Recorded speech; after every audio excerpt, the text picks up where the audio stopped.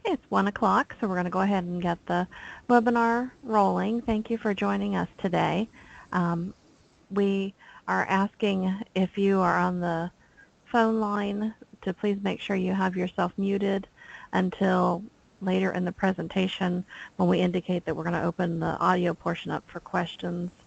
If you're dialing in where I can mute you, I will mute you on our end.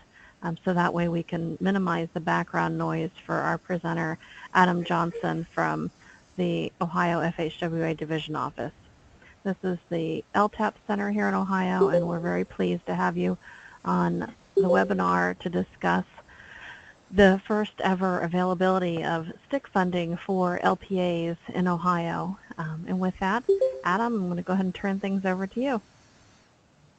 Thank you, Victoria.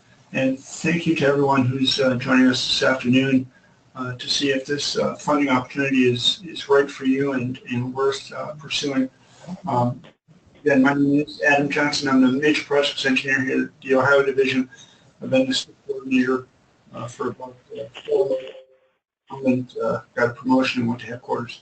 So we're going to punish you with about 15 minutes of background, and then we'll talk for about 15 minutes on kind of what I see as things to consider and how to put that up together, and then we'll open it up to questions. So I won't take your whole hour here unless you have a lot of questions. I'm perfectly fine staying here as long as necessary. So if I could have the next slide, Victoria. We're double teaming on the technology here.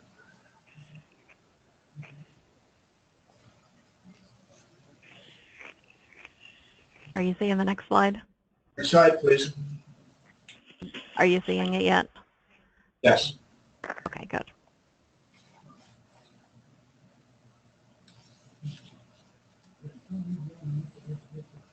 Is this the one you want up, Adam? Today's webcast outline? Slide 2, please. Okay.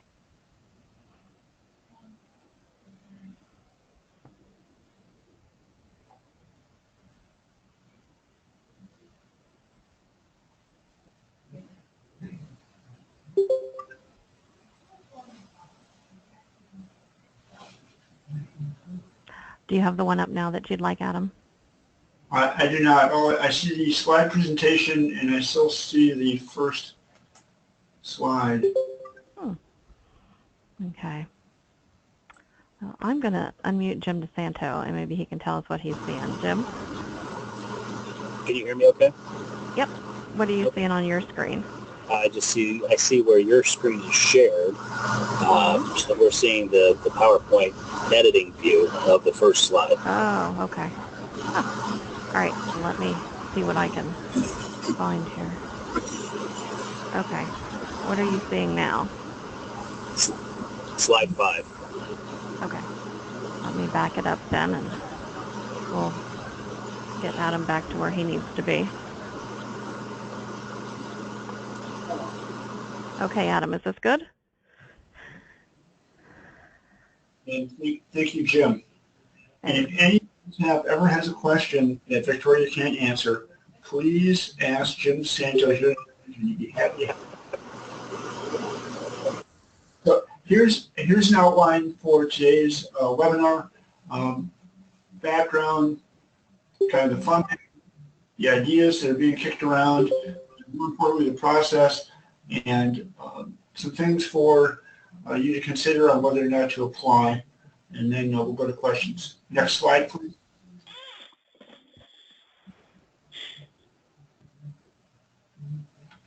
So again, these slides are pretty elementary, but that's the way I operate. I'm not very smart, so this is the easiest way to go. So I'm going to talk about authorization, the STIC network, everyday accounts, and then briefly on aid demo.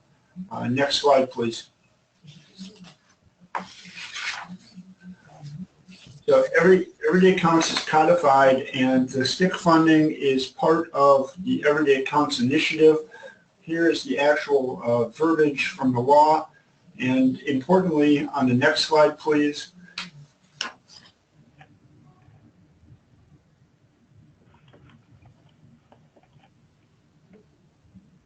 want to point out the intent of the initiative, and it's those 5 bullets right in the middle: to accelerate innovative deployment, shorten project delivery, improve environment and sustainability, reduce congestion, all the standard happy stuff.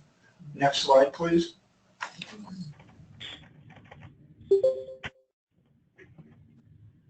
The STIC network was a concept put forward by Federal Highways 4 years ago, and the STIC network is now complete. And what it envisions is this: the STIC stands for State Transportation Innovation Council. Is that the various elements within the STIC network would cross-communicate and cross-pollinate innovations, ideas, things, ways to do things better and faster, the way to streamline things that have worked in Kansas that haven't been thought of in Colorado or in Ohio, and at the local and federal level, and get everybody, all the groups that are involved in transportation, talking and cross-pollinating to make our whole industry as efficient as practical. Next slide, please. So the STIC network, as this slide shows, is complete. It was completed last fall. I will tell you, Ohio was not the last member to join the STIC. And we've had a STIC here in Ohio for several years, 3 years exactly.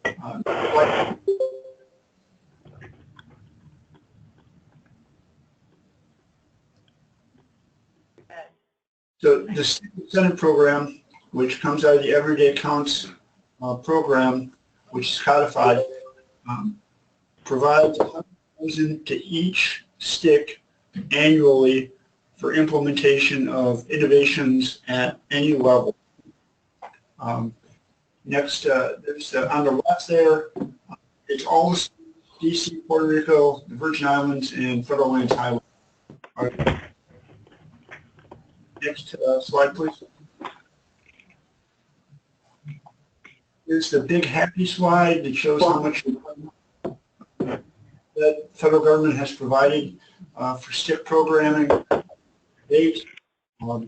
Started out in 14 and through 16, and the money is available now. And if every STIC puts in for 100,000, we would be at 5.3 million. Traditionally, not every STIC has obligated all 100,000. And the way it works with this program is if the money is not obligated, then it just goes back into the federal aid program and not necessarily to the state which is designated. Next slide, please. Just a quick reminder here, if you are on your phone, if you could please make sure your phone line's muted so we can minimize background noise. We'd appreciate that. Thanks, Adam. So Ohio's been very successful in completing the program. We have obligated 100,000 each of the last 3 years, and it's the full intention of the Ohio STIC to obligate 100,000 again this year for innovations.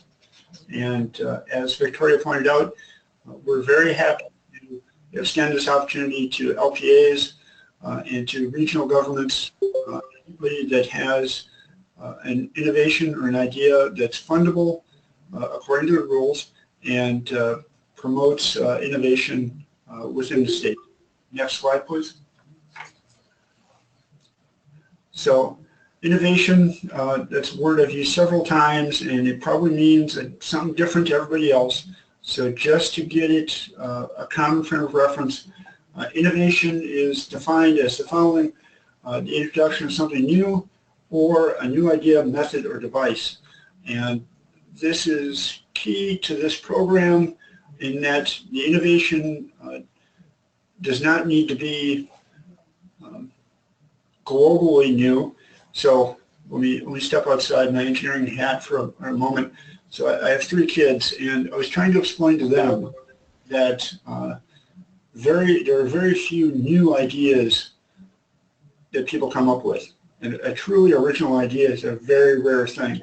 I mean, if you look at the architecture in Tibet and the architecture in the southwest of the United States, they're very similar.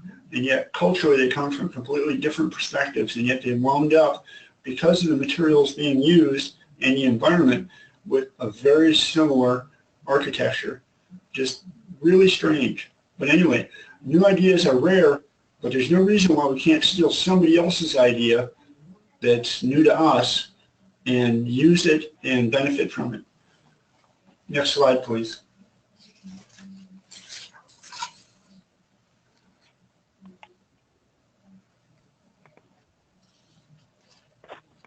If you can't tell, I stole most of this presentation from other presentations that have been done. I probably should have deleted this slide, but the STIC network, STIC Council, and the innovation funding all comes out of the Everyday Counts legislation in the FAST Act. Next slide, please. So, federal highways over the last 3 years and for 2017 has put together a menu of innovations that we are actively promoting through the Resource Center and through T-Squared and other federal aid programs, some of which, or many of which, you might not be familiar with. But when you're thinking about innovative ideas or ways that you could access and apply for this funding, if you need ideas, there is a website. There's always a website that Federal Highways has put together with all of the innovations from the last 3 years, as well as the innovations for the coming year. And Victoria, if you just scroll through the next 4 slides while I talk, we can get through these. And so these are the innovations that we have promoted, and there's information available on them. Some of them may be appropriate for your agency or your organization. Some of them might not be. ODOT has gone through and determined for their needs all of the innovations that are worth pursuing, some of which they applied for STIC funding to promote, some of which they just chose to do themselves. But these are all ideas that have been used in various locations throughout the country, and that Federal Highways has decided are I'm going to use a term here that's probably not appropriate, but I'll use it anyway, best practices, forward-thinking innovations that people ought to use. If you think back in time, when the Safety Edge came out, if it would have been coincidental with EDC, Safety Edge would have been one of the innovations that we were pushing. And that's something that's certainly caught on here in Ohio. ODOT does it routinely, and so do a lot of smaller organizations. And the Safety Edge is something that's provided a safer roadway environment for the traveling public, and is now used throughout the state. So let me catch up with myself. So this is EDC round 4. Those are the 4th round innovations. I would like to point out on this slide that there are 2 innovations that are being promoted this year by Federal Highways that are not being pursued by ODOT for various reasons, but may be appropriate to be considered by MPOs, RTPOs, and municipal governments. And that would be the ATSPM, which is active signal control technology and how to implement it, and the safe transportation for every pedestrian. Both of those initiatives are pretty wide-ranging. If I can speak for ODOT, and I will, because there's no one here to stop me, ODOT feels that the Safe Transportation for Every Pedestrian initiative, that they fully implemented that at the state level, that they already do those kinds of things as a routine course of business. And so those are things like road diets, roundabouts, some of the new pedestrian crossings with enhanced markings and signing. They already feel, ODOT, that from their perspective that they have fully implemented this and there's nothing to talk about. But if you are a local government, and it's not common in your area or hasn't been tried and you're interested in it, that might be an innovation that you could latch onto. Latch probably isn't the best choice of words. Next slide, please.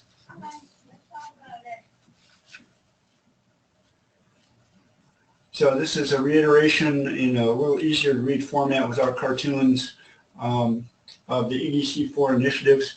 If you're taking notes, and I probably haven't said anything worth writing down yet, but to get to the Federal Highways EDC website, type in your browser FHWA space EDC, and that will bring you to the home page of Everyday Accounts, and from there you can navigate to any of the promoted innovations that Federal Highways has had over the last 4 years, where you'll get additional information. Next slide, please. Okay, so talking in circles, which isn't uncommon. The whole key to STIC innovation is we want to improve one or all of these elements: mobility, safety, quality of construction, quality of product, environment, and shortening the project delivery process. Any innovation that does one or multiple of these successfully for your organization and the bigger transportation community is an innovation that we're interested in considering. Next slide, please.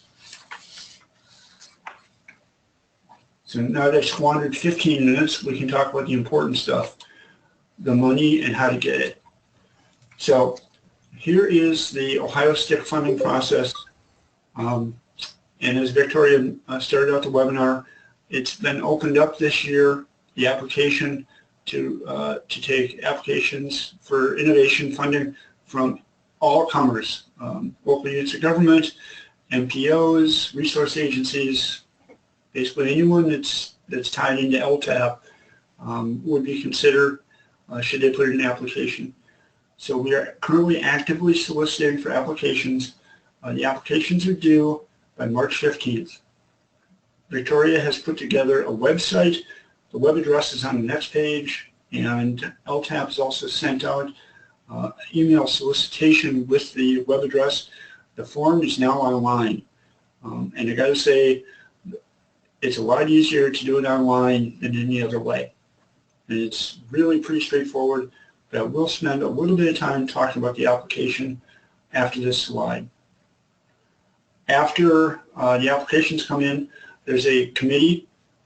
It's a small committee of 4 people from the STIC that will go through the applications and rank them, and then we will fund according to ranking and the requests that come in.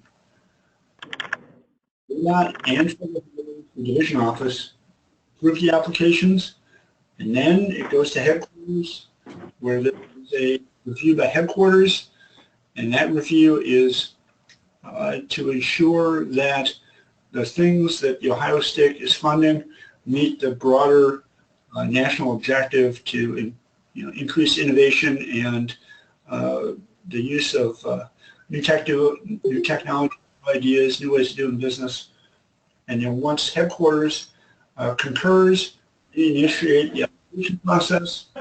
The allocation process doesn't take much time, but it does take some time. Ohio STIC will the successful applicants, and after that, that's when the real STIC work starts, where there's a report writing and project doing. It's where you implement the innovation that you had proposed and laid out in your application. Next slide, please. I'm just going to jump in here real quick. We're hearing someone with some background noise. If you could please make sure your phone line's muted, we'd really appreciate that. Thanks, Adam. So, Victoria, I know you're listening. Will the slides be made available if somebody doesn't take notes and can't get to the application webpage? Yes, we're going to make the slides available, and I am attempting to record this webinar. So if that's successful, we'll also make a link to that recording available. So here is the location web location for that form. March historically is an important date. But I want, next slide, please. Welcome back. Thank you. So the application really is quite simple. The top half and the bottom half are a lot of required but important information like organization, name, contact. But there are 3 questions in the middle that I want to take some time talking about. They are the innovation being pursued, the description of the activity that you're proposing, and then what are the results. So paraphrase that. What is on the slide is exactly what the questions are. Next slide, please. Catch up on my notes. So here's one of the key. These are the key things to spend time on in your application. Quite frankly, the rest of the application won't take you any time, but so that we can evaluate and compare your application to anybody else's application is what is the innovation relative to a project or product or process improvement. These are not terms that you'll find on the EDC website, but this is how I broke it down so it would make sense to me. In other words, is the innovation project, is the innovation bringing a product or a technology to your organization for use? And how is that innovative? And lastly, or is it a process improvement? In other words, you're going to do some processes to improve a process that you already have, but you've heard and seen can be done better, so you want to develop something to implement a change in process. And of course, the kicker to all of it, and again, back to my children, something they haven't caught on yet, is there's no such thing as a free lunch. This webinar costs you money because it costs you time. All of these innovations, if you put in an application, they will have costs that are not directly reimbursable to you, and so you'll be spending time, energy, and resources to complete the administrative functions, perform the federal requirements, if there are any, and the reporting requirements.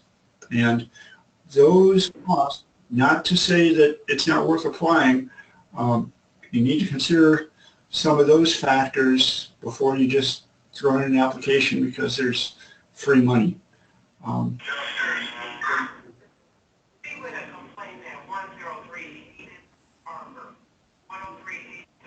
We're hearing somebody with the emergency message or maybe a scanner in the background. If you could please check your phone line and mute it, we'd really appreciate it. Sorry, Adam.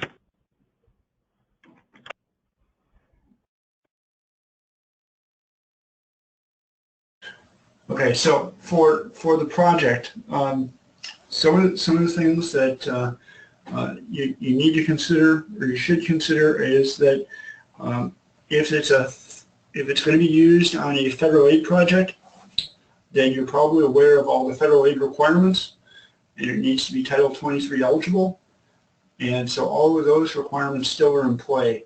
If you have a project that's not a federal aid project and you want to use the innovation funding on it, now you've just federalized the project, and you're going to have to meet all the federal aid requirements, not just for the implementation of the innovation, but for the whole project. So you need to be careful what you ask for.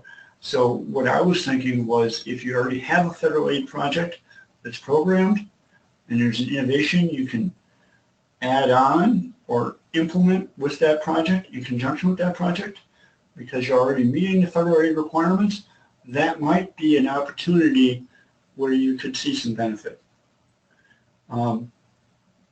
With regard to products or equipment or things of that nature, you'll have to follow all of the state requirements for the procurement, and the federal requirements don't really kick in unless it's a fairly expensive procurement.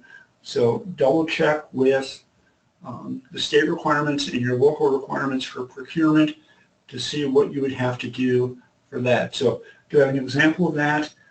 I do. If you wanted to buy or procure some notebooks for doing construction inspection or doing asset management reviews or something of that nature, you'd have to follow, not only follow the state laws for procuring that, you have to do an analysis on what the useful life of that equipment was, and then you'd have to track that and ensure that you only used it on federal aid eligible projects until it was used up. So if you're a larger MPO with a number of federal aid projects, maybe that's not an issue. If you're a small MPO, maybe that becomes problematic. Likewise, if you're a regional planning organization and you have access to a number of federal aid projects, maybe that's a route that makes the procurement of equipment a little easier to deal with. And then for process improvement, things that we've seen, that I have seen, are improvements or rewrites of manuals for either doing design or planning, or doing systematic improvements for processes that are currently not in place. So there is a state, and I won't throw them under the bus, but there is a state that got STIC incentive money to do standard detailed drawings for catch basins. Evidently, all the catch basins in that state were cast in place or built in place and weren't using precast stone structures yet. Seems kind of silly, but that was one thing that was funded by STIC money in the past.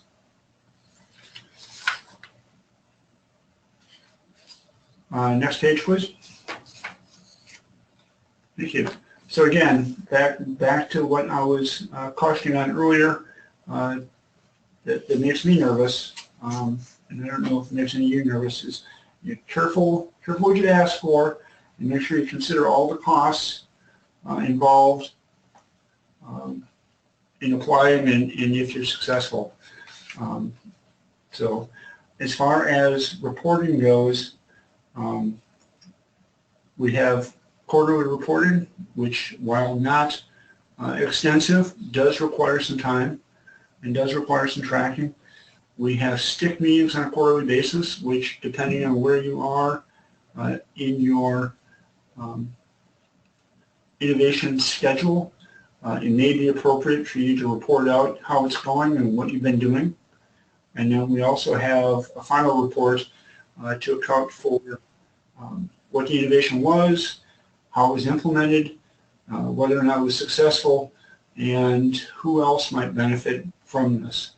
And that is it's a short 2 or 3 or 4 page paper, depending on the innovation that you've pursued, but it still takes time to write that stuff. All of those things have costs associated with them, and of course none of that stuff is directly reimbursable by the STIC funding. The STIC funding is intended to, get stuff done, for want of a better term. Now, that said, I put a lot of words together. I don't know that I've actually given you any information you can use, but certainly I would take any questions or any ideas that people might have on the phone line. So, Victoria, how does this work? Do we just have a mosh pit of questions, or is there a ratio? Just going to unmute everyone who I muted earlier, and they can feel free to take turns asking questions, whatever questions they might have. Or they can also put them into the chat pod and we'll address them there. So everyone's now unmuted on my end. If you've muted your phone line, you'll have to unmute it there. But what questions do you have for Adam?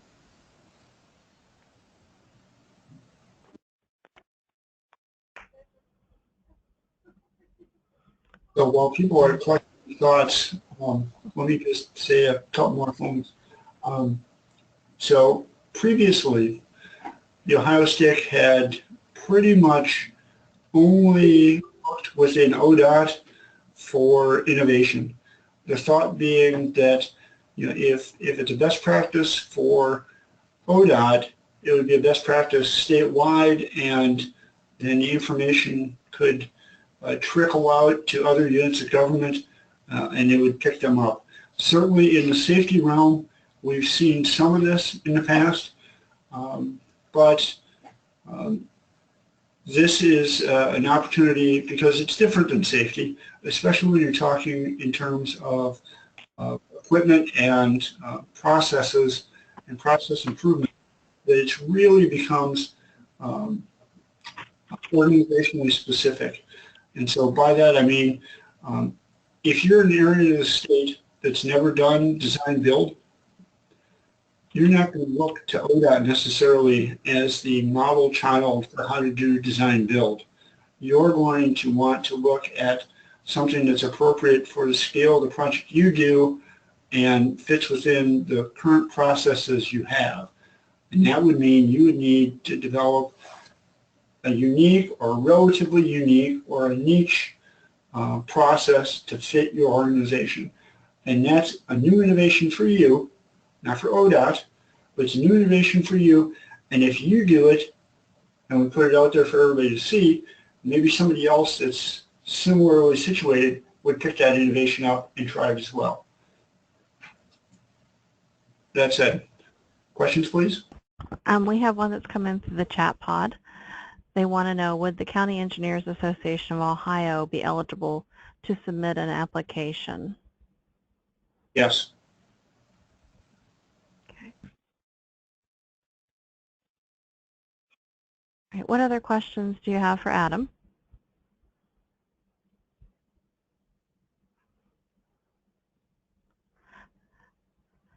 I know, Adam, that you had mentioned the funding percentages when you and I spoke, and you know, the fact that there's a 20% match was included in the communications, but it was always helpful from a judging or scoring perspective if there is more than 20% on the local side. Wouldn't you agree?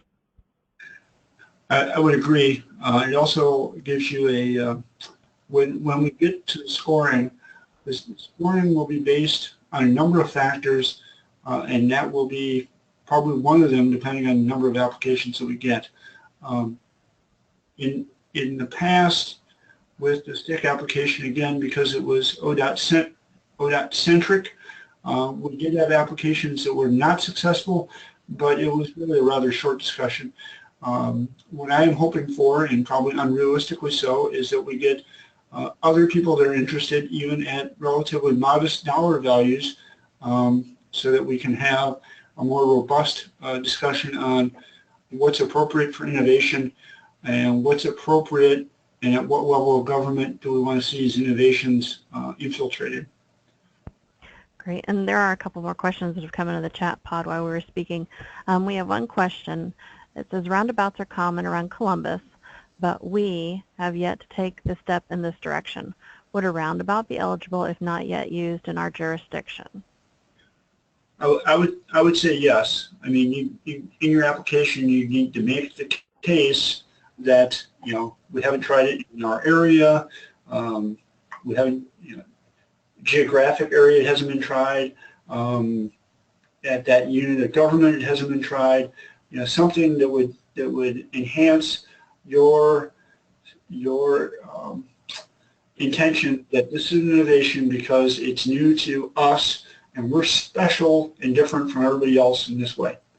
So roundabouts are interesting because they're expensive, and so there's a number of things that you need to consider. And I don't know who's thinking about this, but you know, design of a roundabout is not particularly expensive, and is something that the innovation funding could probably cover your portion of it. The construction side is more money, and there is another program that's not the subject of this webinar called AID Demo, and that goes hand in hand with the STIC funding. but AID money is handed out by headquarters, and there's also an application process for that. So if you're interested in that, and there's no reason why you couldn't apply for both, or one and then the other, if you're committed to considering a roundabout, to do kind of a stepwise approach to getting that, getting some help in funding that.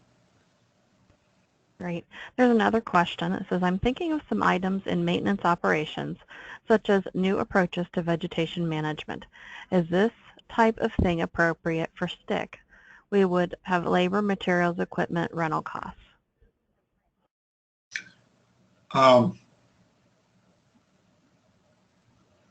Probably.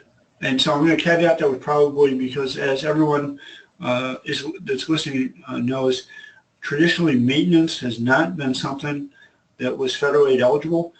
However, if you had a program to deal with the long-term maintenance and stability of a slope, then suddenly it can become Title 23 eligible.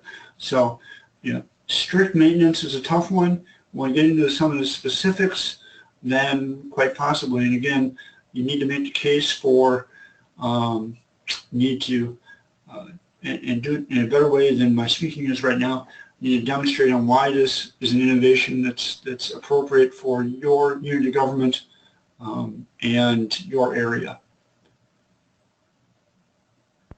Great. What other questions does our audience have for Adam?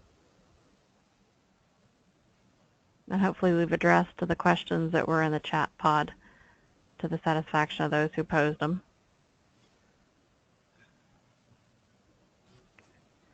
We'll give it just a few more seconds here.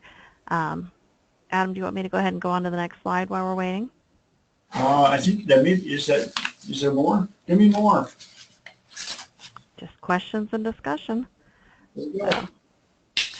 All right. Well, if there aren't any further questions right now, we're going to go ahead and wrap the webinar up. We appreciate your time joining us, and we definitely appreciate Adam's input and information on how the process works and hopefully how to make a successful application for at least a portion of the $100,000 that's available. I will be sending out a follow-up email with the PowerPoint presentation that was utilized, and hopefully, if the recording worked, a link to a recording of this webinar. If you have any further questions, I'll also have contact information on there for Adam. And remember, March 15th will be here before you know it, so please make sure you get your applications in. Thank you, Adam. Thank you, Victoria, and thank you all for listening. Thanks. Take care, everyone.